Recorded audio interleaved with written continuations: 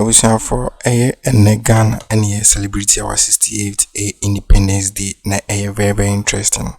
Dignitaries are do about Bishia, your man Penny, President John Dramani Mahama Ashasi Kasa. Then the Kasemuno and found a former president His Excellency N.Addo etihono or exposed in ye pa. Then yes position and now conform my creation hono. Emu the extreme it seems who attain a good akufado so efa some exposes a beer John Dramani Mahama to ja edifa the previous government mismanagement a hodom ye one kasa crowd beer or bekase a jesom ye such akufado na yebekwa kuti after that and so no wa fire baomia ye pa yebekaya na baomia nam China kutakura chancing bo and this riska said the Ghana ye why moba ma meanwhile no musankrofoi pese ye as a Ghanaians need to tax no pese ye ho chire see entitled our bets no mo de omun lose your bet I just wa fire ni ye pan yasinketo Mahama is not here to play yenkuni kuti ni ready ko. I wish you all a happy independence anniversary. 10 years ago, during the 58th Independence Anniversary, we implemented reforms to the annual Independence Day Parade.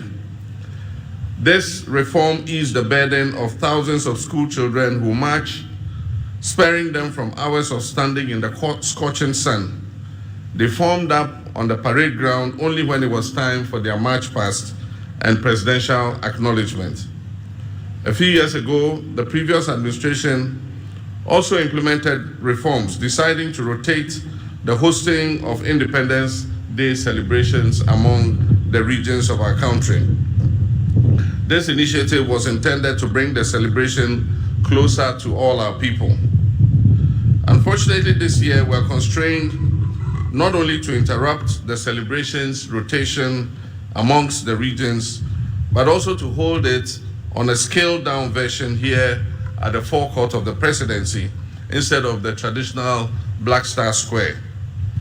This is necessary considering the economic crisis our nation is currently experiencing. Large-scale celebrations often come with significant logistical, security, and infrastructure costs, which strain the national budget. By reducing the scale of the event, we wish to demonstrate a commitment to fiscal responsibility and the efficient use of our limited resources. Fiscal prudence has become imperative for navigating the severe economic crisis that has recently confronted our country.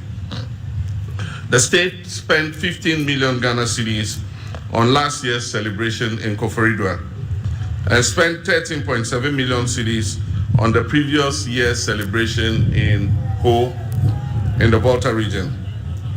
This year, we received estimates of at least 20 million Ghana cedis for the event at the Independence Square on the same scale as the previous years. In a year when we are calling on all to sacrifice, including workers who have graciously accepted a base pay adjustment far below the rate of inflation, it is unconscionable to spend that kind of money on a few hours of celebration.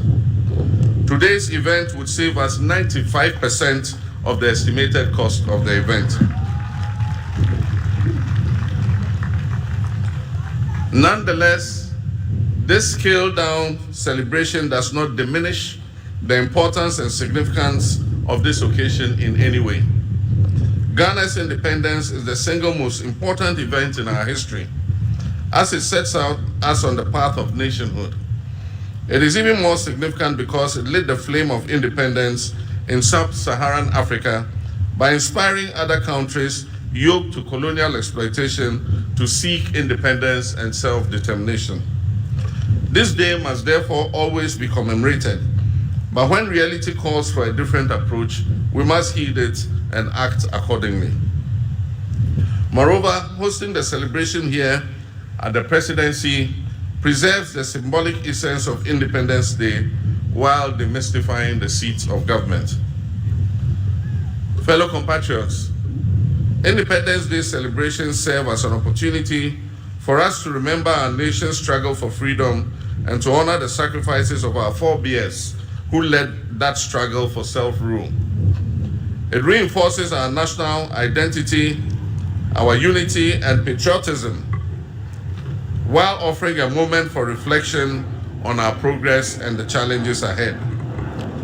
It presents an opportunity for us to recount our history, picking the lessons it teaches and thereby forging a new path for progress and development. Osajifo Dr. Kwame Nkrumah, the founder of our nation, envisioned an industrialized, self-reliant Ghana, whose citizens have the highest standard of economic life and the greatest sense of self-esteem rooted in patriotism and Pan-African unity. But on February 24, 1966, a joint military and police coup d'etat shattered that dream, plunging Ghana into decades of instability and military takeovers. The verdict of history is now loud and clear. Declassified documents from the United States archives reveal that this was a coup inspired and engineered by the CIA. This remains the most regrettable and darkest moment in our nation's history. That moment sparked a series of historical events that have set us back and significantly delayed our attainment of the objectives of nationhood. We have had moments of triumph and moments of anguish. We have now blossomed into a fully fledged democracy with a healthy culture of peaceful power transfers. We must, however, remind ourselves that democratic participation transcends just the act of voting. It is fundamentally about accountability and the security needed to demand it. It is about safeguarding the people's freedoms and rights and fulfilling the promises of socio-economic prosperity enshrined in our founding document. Our history is complex, marked by struggle, resilience, and renewal.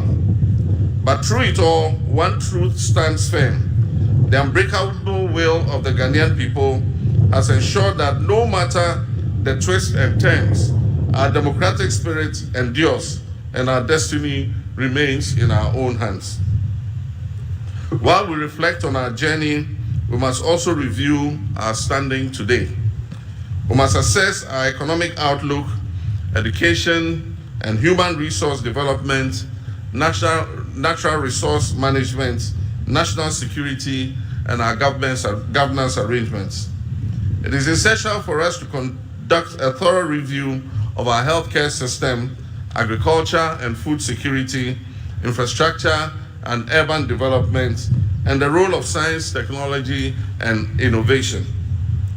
In this era of green transition, we must recognize our unique circumstance that is a nation rich in natural resources, yet vulnerable to climate change, and we must chart a path that balances sustainability with economic growth. 18 years ago, as we marked our Golden Jubilee, 50 years of independence, we celebrated offshore gas and oil and gas discovery. It was a moment of great optimism, promising a new era of economic transformation and attracting significant investments into Ghana's petroleum sector. However, in recent years, poor choices have stunted our prospects and left us reeling from serious challenges. This stark reality, far from dampening our spirits, must spur us on to strive for rapid development. For if our forebears, armed with far less, did not permit their backs to be broken by a repressive and exploitative colonial administration representing an imperial power, how can we, their progenies, armed with far more, despair in the face of these challenges? Rather than perpetually decrying our failures, every anniversary of our independence must present an opportunity for us to account for the legacy we're building for our next generation. We of this generation are merely custodians of this country and resources. They are entrusted to us to manage them wisely today for the generation of tomorrow. These independence anniversaries must therefore be a moment of reflection, not on what we have done for ourselves, but on how well we have stewarded national assets for those we will hand them over to in the future.